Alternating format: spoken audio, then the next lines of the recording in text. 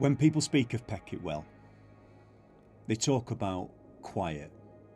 You know, it's the high moorland quiet, the kind that presses against your ears.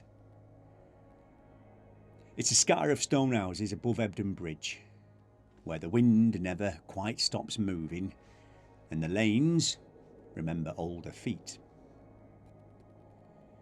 In the early 19th century, this wasn't a village of postcards. It was a place of labour.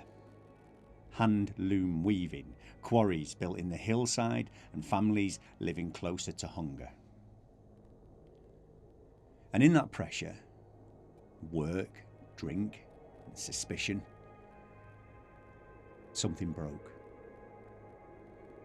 There's traces of a killing here, sparse and uncomfortable. It's a death that unsettled the village, spoken of in fragments rather than sentences. I mean, no single account agrees on every detail. Even the names don't always settle into one version. But what does remain consistent is the aftermath. It's a body found where it shouldn't have been, and a community that was forced into looking at itself. Not in accusation, but in consequence. This wasn't a crime of passion in the romantic sense. It was blunt and practical. It's the kind of harm that can occur when people live too close and have too little. Afterwards, people knew more than they said.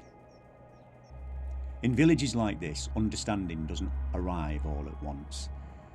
It settles quietly in the things that go unasked. Now, there's traces of the case in official record, but they don't resolve the story. They reduce what could have been recorded. Dates, charges, outcomes, names that don't always agree. But what they can't hold is what came later. Because Peckett Well didn't let the event settle. The village adjusted itself. Routes changed, timings changed, and women were advised, quietly, by other women, which paths were no longer worth taking. Not because anything was seen there, and not because of a figure in the dark, but because something had happened that no one had properly accounted for.